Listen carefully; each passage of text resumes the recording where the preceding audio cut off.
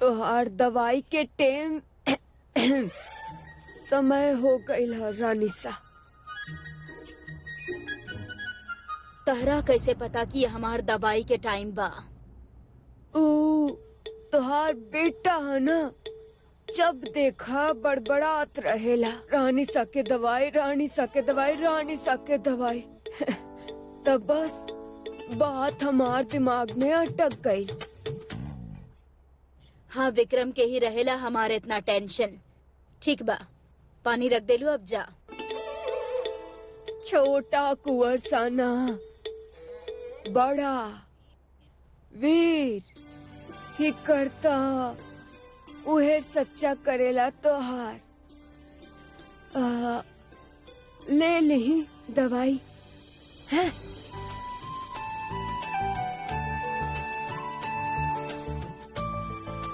एक मिनट, वीरी बारे में तहरा से काहे बात करत रहे?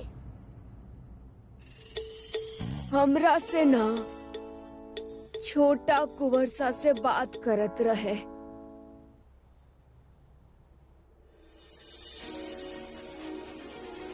का सच में वीर के हमार?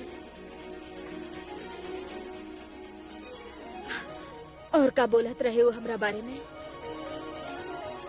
रानी साहब, हमके चुगली करल पसंद नहीं खे, बस चलते फिरते दोनों भाई की बात कान में पड़ गई बस।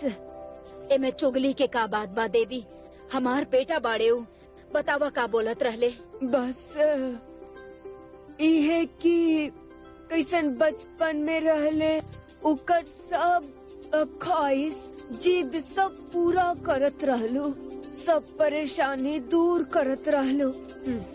और तोहार खीर के तो बड़ दीवाना है वीर कुंवर सा। हम बोली हमके बता दा, हम बना दे, पर तरीका ओके याद नहीं खे। कैसे याद हो? छोट सा रहे, हम ओकरा खातिर खीर बनावे खातिर किचन में जात रहनी। वहीं आके स्लैब पे हमारे पास बैठ जात रहे और देखत रहे। हमके ही बतावा के ऐसन का डालत रहलू खीर में कि जवानी में भी खीर याद कर रहा है तहार बेटा? ज्यादा कुछ खास ना, बस थोड़ा सा। ना रानी सा, माँ के प्यार संसार में सबसे खास हो खेला।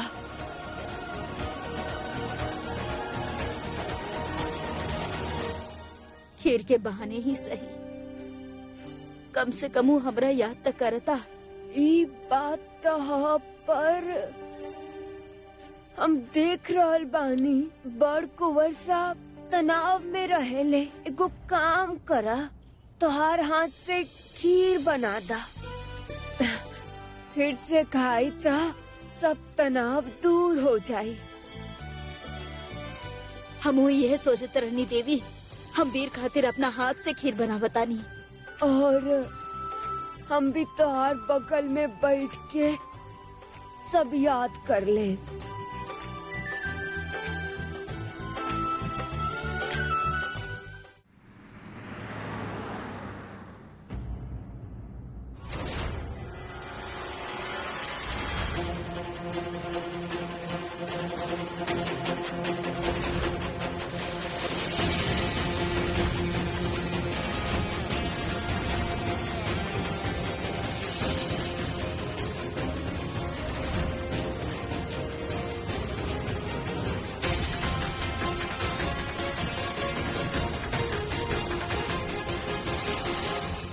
इतना मार खेले के बाद भी भूख लगेला का? अरे लगलो हुई तो खाइबा कैसे? हाथ तो तार दोनों बंदल बा। कोनो बात ना, हम खोल देता नहीं।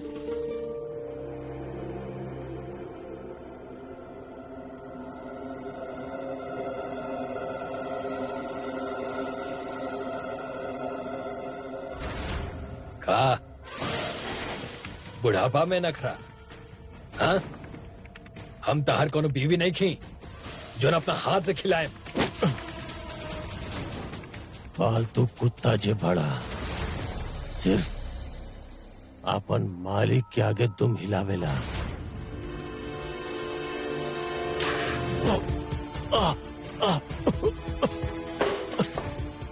खा एक बात खा, ना तो भाड़ में जा।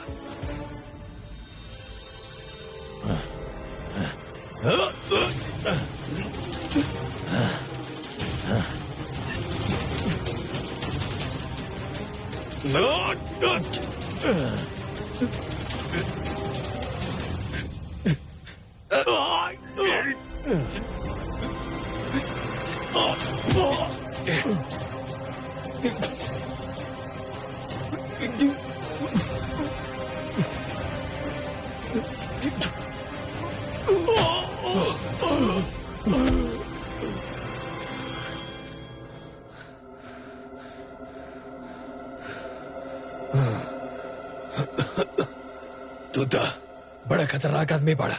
तू के बड़ा हमने की जानत, लेकिन केकरा खातिर काम करेला ये हम जानता नहीं। बहुत पैसा दे रहल बनाऊ तोहरा, हैं? हम 4 गुना ज्यादा पैसा दे तोहरा अगर तू हमरा यहाँ से चाय दे बता।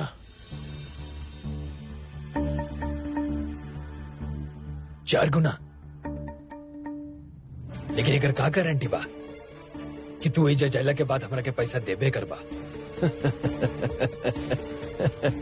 इतना बड़ रकम कमाए के बता, भरोसा तो करे के होगी।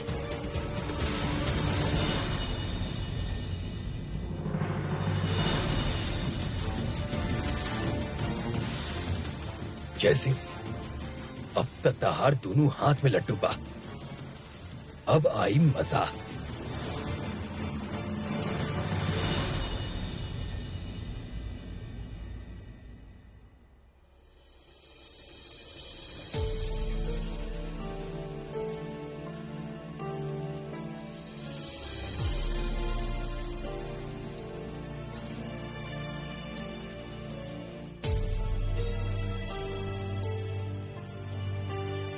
मरीज के जान बचावते बचावते खुद सुखल जा रहल बाड़ा कुंवर सा। ली, थोड़ा सा खा ली। खीर? थैंक यू देवी, काफी भूख लगल रहल।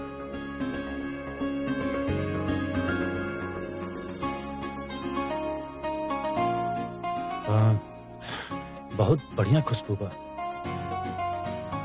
जानल पहचानल खुशबू लागत बा, लेकिन ऐसा लगत बा जैसे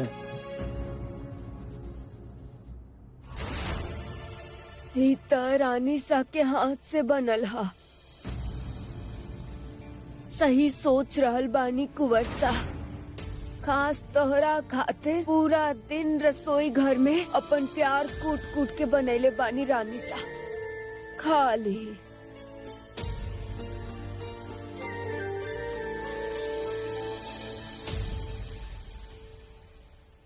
उनकर हाथ से बनल खीर खाए के बजाय हम भूखले रहल पसंद करब।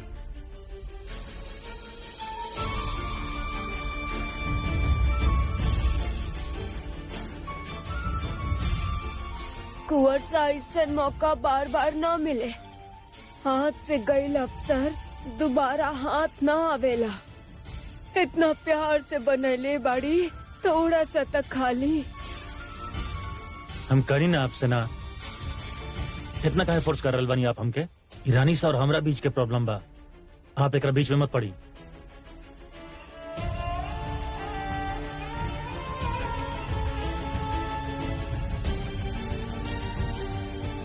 रानी सा, सुन, देवी सुन। चल जा प्लीज। हम आपके दर्द समझ। चल जा, हमरा कोनो बात ना करे के। अच्छा ठीक है, बात ना करे कि हम मत करी, पर खाना तो खा ली। तोहरा खातिर नरम नरम फुल्का बना दे बताने। हाँ, जब तक वीर हमारा हाथ के बनल खीर न खाई, हम भी आने के एक भी दाना ग्रहण ना करब। ठीक है, अगर ये तोहार चीज हता तो ये होके हम मुमकिन करब।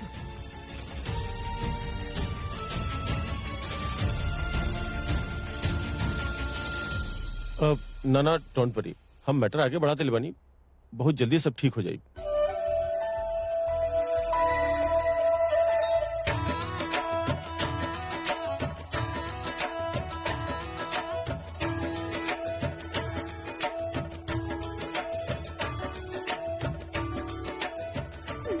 विशाल घर बा भोकाल, बड़ा ही मजा आ रहा बा।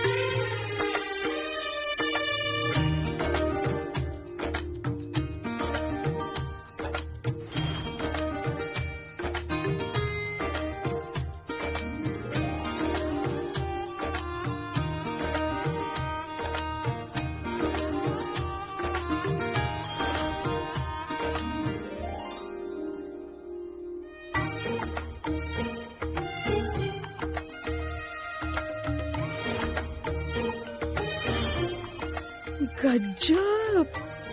ठीक बनी आप? कजरी, कजरी, ठीक बनी आप? जी आप बचा लेनी, अब हम ठीक बानी। लेकिन देखी हो सकेला हर बार बचावे ना आ पाई, तो प्लीज अपन ध्यान रखी। ओके? कितना महंगा महंगा चीज बा।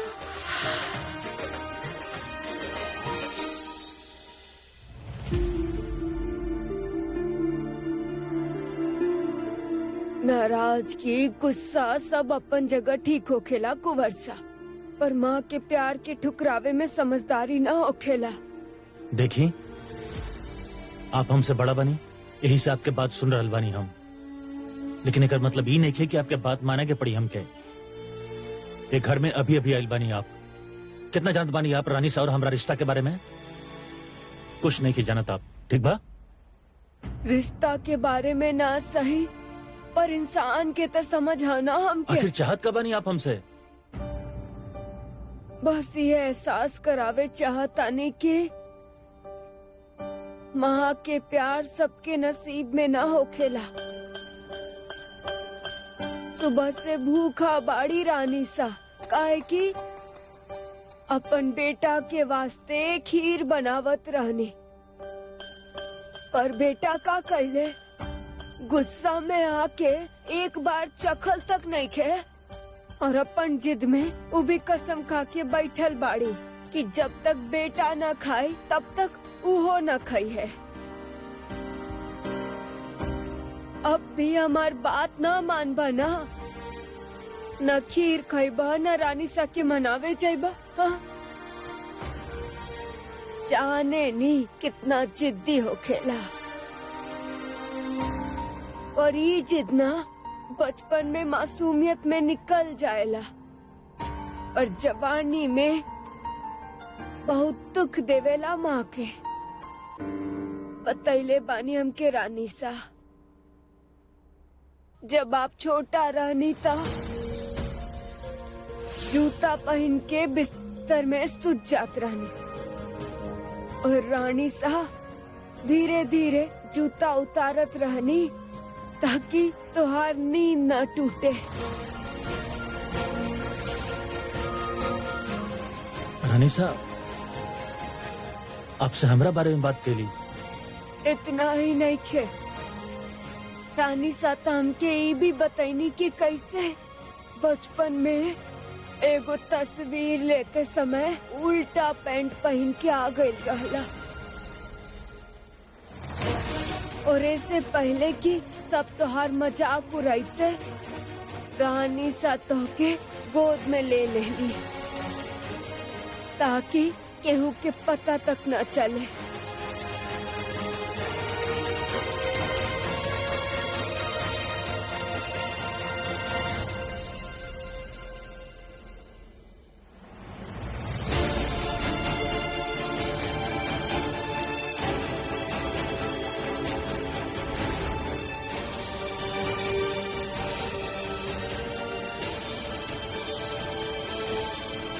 लेकिन तोहार गुस्सा भी जायज है, हाँ?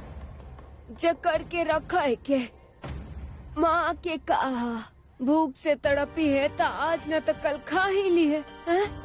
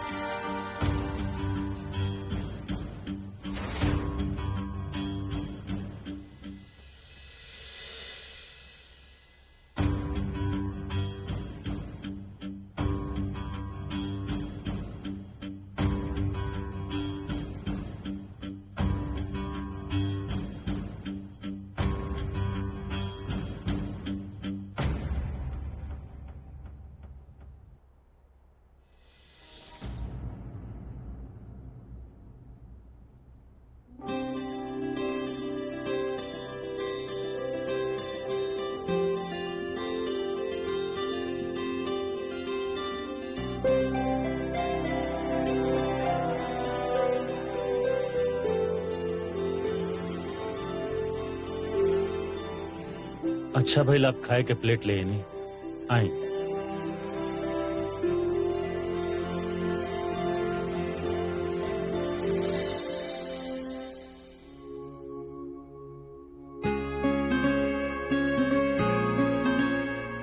पहले तो खीर खा, फिर हम खाना खाई।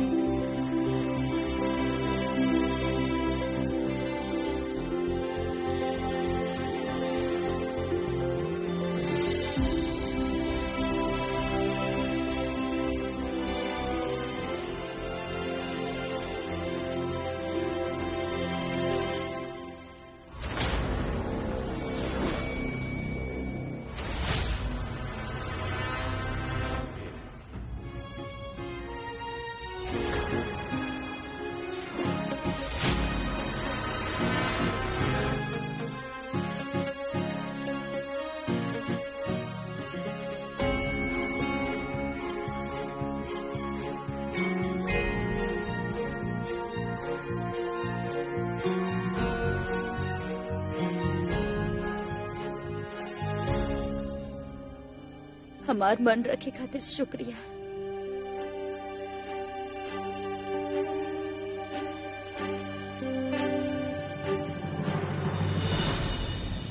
केकर शुक्रिया अदा कर रहल बानी रानी साहब? अपन बेटा के या अपना डॉक्टर के?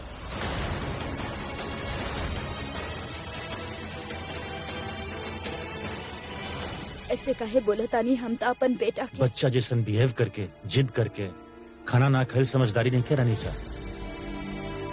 आपके ग्लूकोज लेवल डाउन हो सकेला, 1000 तरीका के कॉम्प्लिकेशंस हो सकेला। हम आपके डॉक्टर होके के नाते अपन सारी ड्यूटी निभावनी, इससे ज्यादा और कुछ नहीं किया।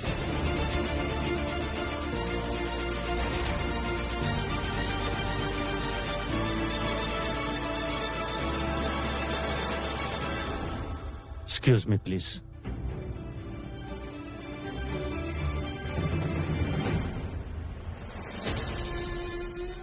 केकर शुक्रिया अदा कर रहल बानी रानी साहब? अपन बेटा के या अपना डॉक्टर के?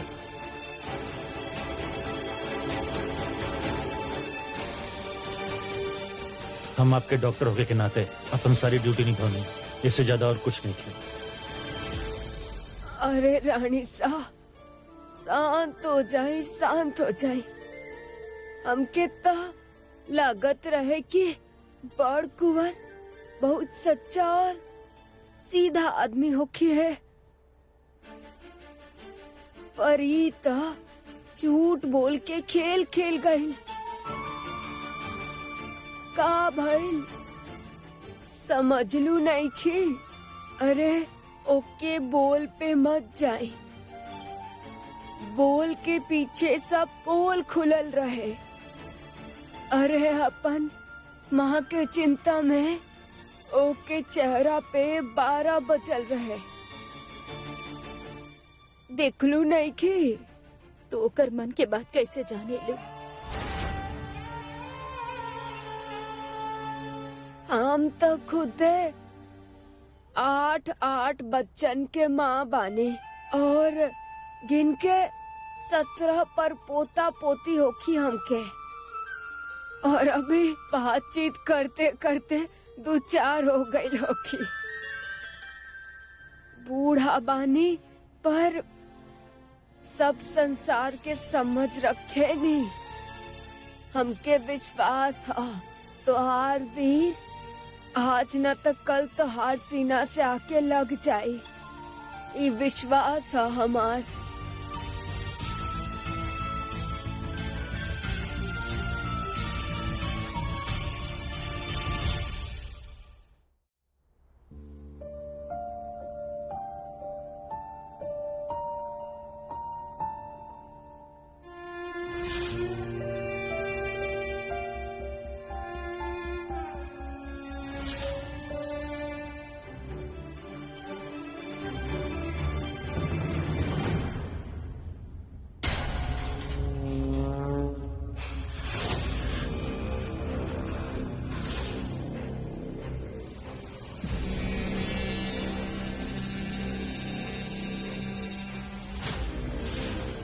बड़ा मुश्किल से माँ के पल्लू छुड़ोले बनी वीर के हाथ से दोबारा ओकरा लगे वापस त ना जाए दे।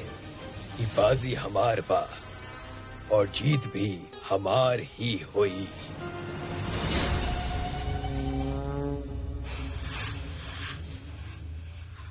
डैड,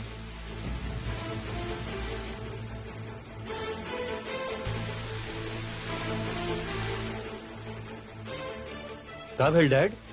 ठीक बानी आप? बेटा जब औलाद दुखी होके तब बाप ठीक कैसे हो सकता? आपके का लगता? हम नहीं जानत के अब रानी के कितना मिस करता नहीं? हम जानत नहीं बेटा, ओकरा बावजूद भी हम आपके कोनो मदद नहीं कर पावत, बल्कि हमरा तो लगता कि आपके साथ जौन भी गलत होता ओकरा खातिर कहीं ना कहीं हमें जिम्मेदार बानी। डैडी, ये आप का कह रहल बानी? वीर बेटा, हमरा की बात आपके बहुत पहले बता देवे के चाहत रहा, लेकिन बाप के दिल बाना आपके दुखी नहीं देख सकत। खाली यही खातिर हम आपसे ये बात छुपा के रखनी है। वीर डैड, आप कौन बारे में बात कर रहल बानी? प्लीज साफ साफ बताइए हमके का बात बा।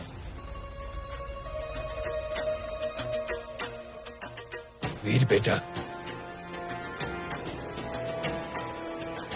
रानी का डैड प्लीज बताइए हमके रानी का। रानी अब वापस लौट के ना ही आई वीर।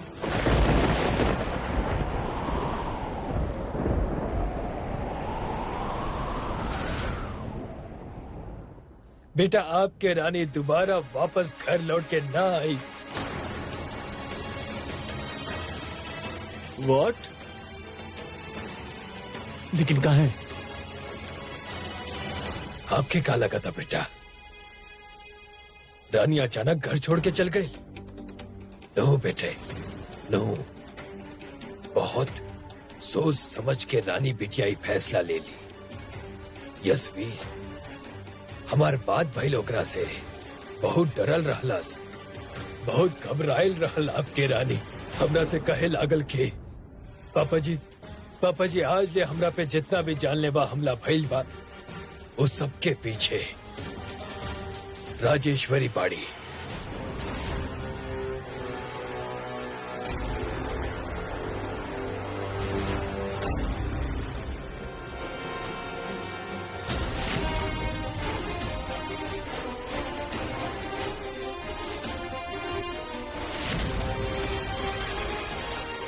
कहे लगलस की रानी शाही इस सब के पीछे जिम्मेदार बनी।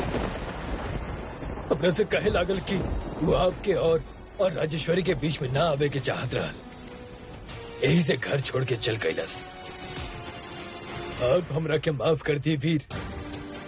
आई एम सॉरी हमार बेटा, हम आपके रानी के ना रोक पाई। आई एम सॉरी, माफ कर दी हमरा के, माफ कर दी हमरा के।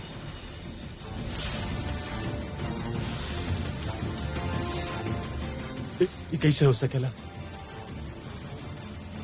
अगर ऐसा बात बता रानी हो दिन फोन पर आपके रोज हमके वीडियो कॉल करे के होगी, हमके भरोसा दिलावे के होगी कि आप सेफ बने। ठीक है डॉक्टर साहब, हम जरूर बात करें, लेकिन आपके एक ठो वादा करे के होगी। आप ये बात केहू के भी ना बताई कि हमार आपसे बात भइला। ये ना हो सकेला, ना हो सकेला, ये ना हो सकेला। आपकी यकीन नहीं होता बेटा, हमरो भी ना आई। अगर रानी हमरा से खुद ही बात ना काले रही था। लिसन वीर बेटा, लिसन टू मी। हम जानता नहीं आपके खातिर ये परिवार बहुत इम्पोर्टेंट बा, लेकिन हम ये भी जानता नहीं बेटा कि आपके खातिर रानी सबसे ज्यादा इम्पोर्टेंट पड़ी। ओकरा बिना आप जी ना पाए। तो अगर आप अपन जिंदगी रानी के साथ गुजारे के चाहता नहीं, तो आपके ही घर परिवार छोड़ के पड़ी वीर। आपके भला चाहता नहीं, आपके खुशी चाहता नहीं, यही से आपसे कहा था नहीं। बाकी आप समझदार बनी। I know that. I want the best for you Veer. I love you.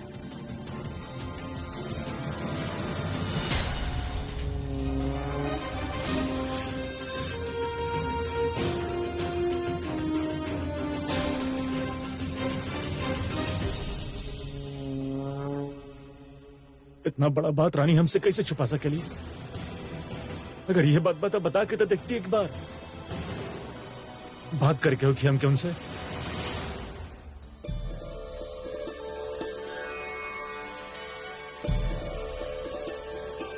एकरा ठीक करा, एकरा में सिलवट ना रहे के चाहिए।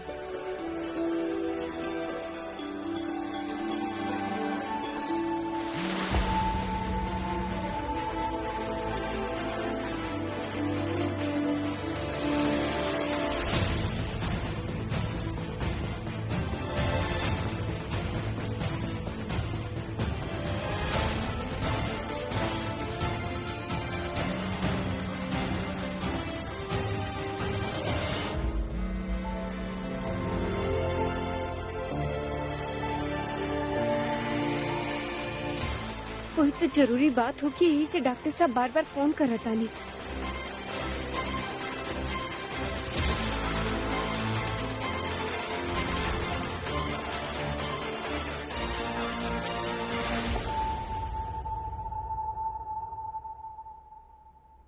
अरे रानी साहू,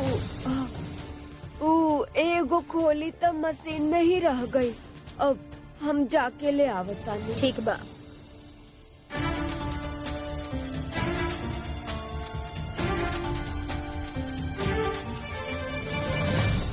फोन हमार मंदिर के घंटा नहीं किया कि तू बजाते चल जा। हेलो रानी का?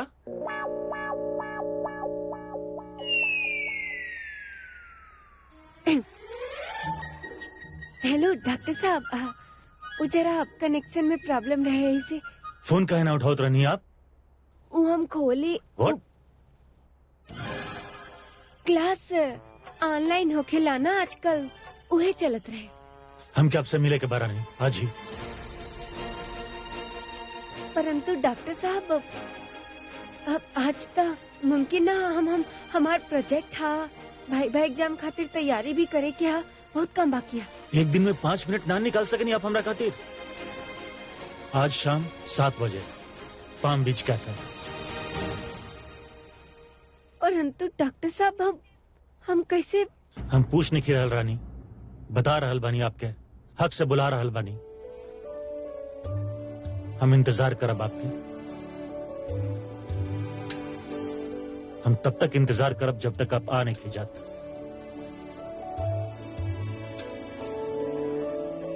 काहे कि उम्र भर साथ रह के वादा कैले बानी हम।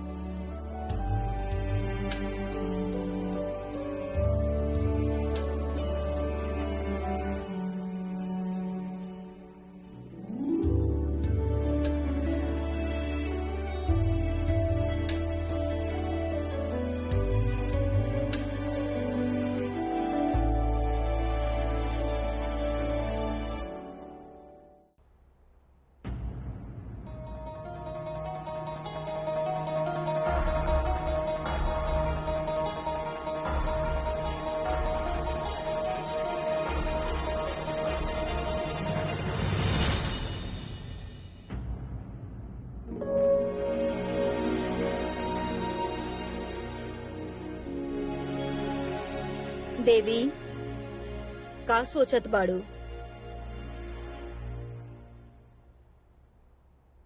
बस ये सोच रहल बानी कि बात बात में सुननी है कि वीर कुंवर सा के गुलाबी रंग के कवर बहुत पसंद है। हाँ, जब छोट रहे तो हमारे ही कमरा में आके सुतत रहे, तब हमारे रूम में पिंक कलर के फ्लावर्स रहे।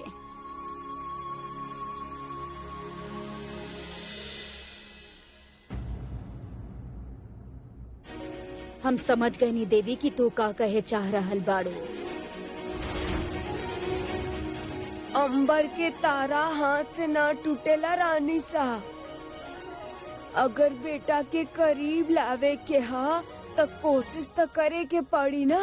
हाँ, हमके एगो दुकान मालूम है जहाँ पे हर रंग के तकिया के कवर और चादर मिले हा। तो के हमरा पे भरोसा है तो जाके ले आए। कि बुढ़िया कौन फिराक में बिया, पता लगाए के पड़ी। अरे ओ देवी माँ, देखा माता रानी के पूजा तो हम कर रहे नहीं, अब हमार भी जरा पेट पूजा करवा दा। तू जाके हमार काम करा, इनकरा खातिर खाना हम केहू और से भिजवा दे। अरे केहू और से काहे रानी सा, हमने दोनों मिलके बनावल जाए। अरे आई, आपके खातिर मजेदार रसेदार दाल भात बनाई अपन हाथ से। आई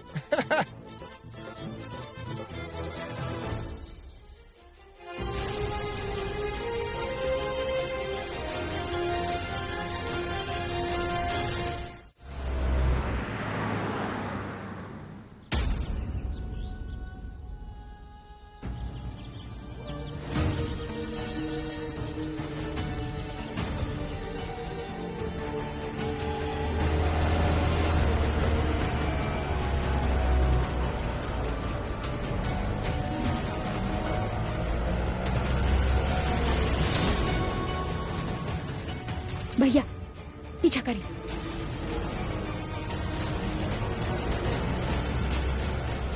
बहुत जवानी छा रहल बाना अम्मा, तहार सचदम पता लगा के रह। रुक जा।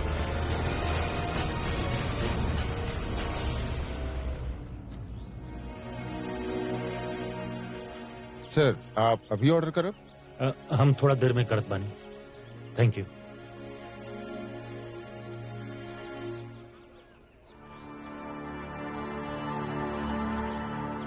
रानी अब तक अली का है ना?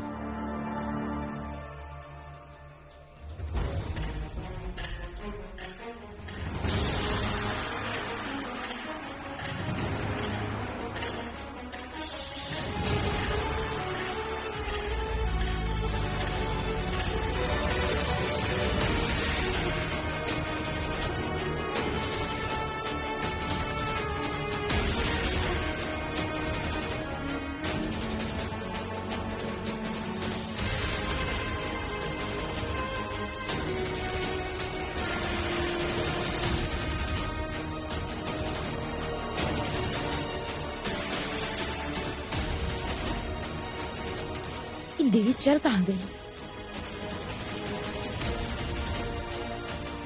ये देवी के पीछा करे के चक्कर में घर से छोड़ा। अभी टॉयलेट के पुकार ज्यादा जरूरी बा।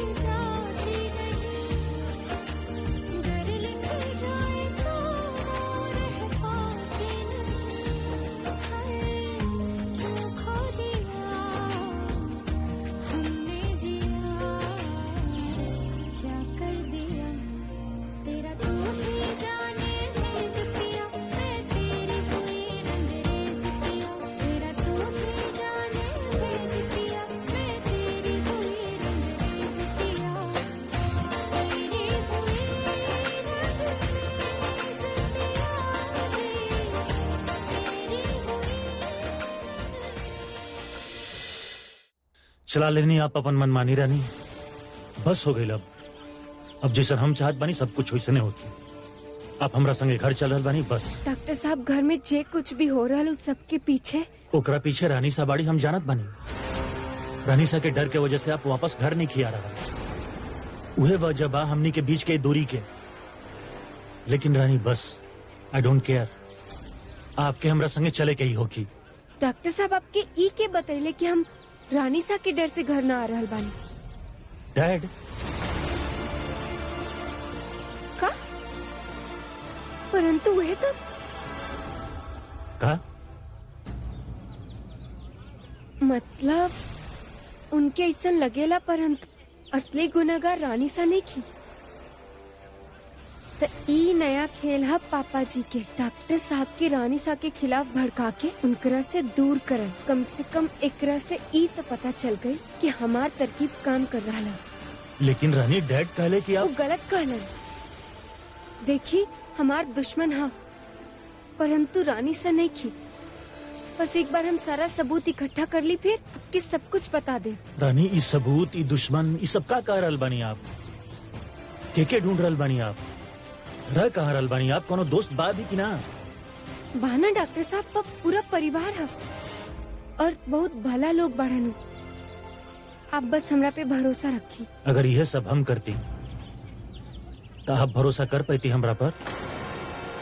रानी आपके सेफ्टी के चिंता रहेला हमके। रानी जॉन भी बा, हमके बताई आप, हम साथ दे बाप के। डॉक्टर साहब आपके हमार कसम, हम बस कुछ ही दिन चाहेनी, सब कुछ ठीक हो जाये। ओकरे बाद डर लगेला हमके रानी, कहीं हम आपके खो ना दी, कहीं आप हमसे दूर ना चल जाए। जब दिल से महसूस करब डॉक्टर साहब, तो आप भी हमके अपने पास से पाई।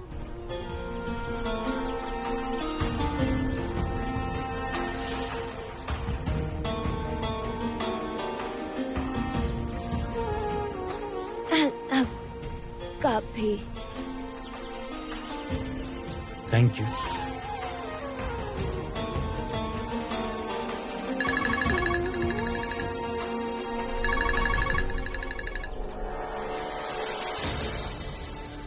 अब का करी? घर से फोन आ रहा ला, देवी के जल्दी घर पहुँचे के होगी, वरना बहुत ही बड़ा बवाल हो जाए।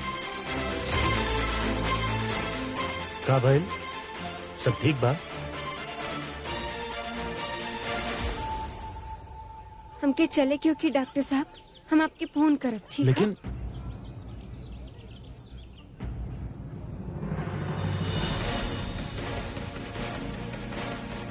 मान जाए डॉक्टर साहब, हमार चल जरूरी है। आप रोज हमके वीडियो कॉल करब, वादा करें। वादा, पर अभी हमके जाए के हो।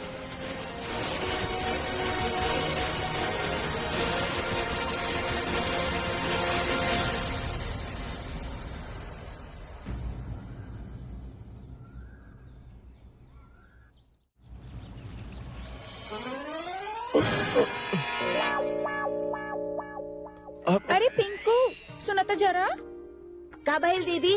हम ना विक्रम के साथ बाहर घूमे जा रहल बानी। बाबूजी पूछिए तो बता दिया, ठीक बा? हम घूमे नहीं जा सकत। आई एम सॉरी, लेकिन हमके बहुत जरूरी काम बा। हाँ, काम तो बहुत जरूरी बा। बहन तू बाद में चल जाई हा। आपके हमरा साथ घूमे के ना जाके बा ना? ठीक बा, रहे दी। किंतु अगर आप हमरे यहाँ आई थी ना, तो हम कह रहल बानी, अपना पलकन पे बिठा के पूरा गांव में आपके घुमाई थी। कजरी समझल करब, आज हमके बहुत काम बा। काम तो सबके होखेला, पर वो काम के बीच में जिस समय निकाले ना, उहे सच्चा दोस्त होखेला। एक तो हमेशा आयल बानी, ऊपर से अकेला बानी, और ये बानी की मना कर रहल बानी। अब केकरा सच जाए? सही कर रहल बानी। अच्छा चलो ठीक बा, फाइन, लेकिन सिर्फ आधा घंटा। ओकरा बाद हमके बहुत जरूरी कोनो काम से जाके बा। ओके? हर चीज वक्त के साथ बदलत रहेला विक्रम जी, इंसान के जरूरत भी। हम यूं गई नी और यूं तैयार होके आई नी, ठीक बा? ठीक बा। हाँ, फंस गए नहीं यार।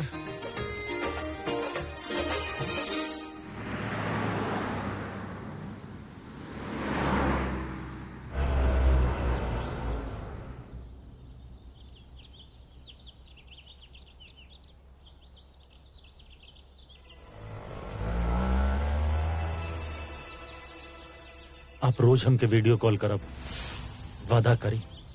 वादा।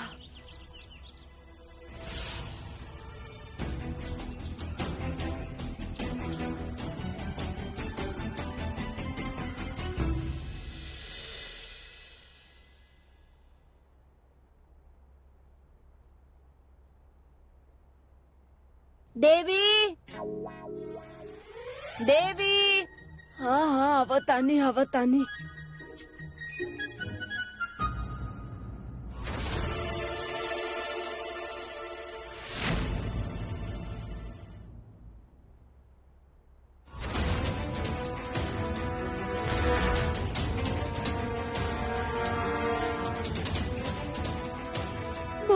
बाप बुढ़वा, ये बुढ़ी के बाल कहाँ रखते नहीं हम? अब क्या करी?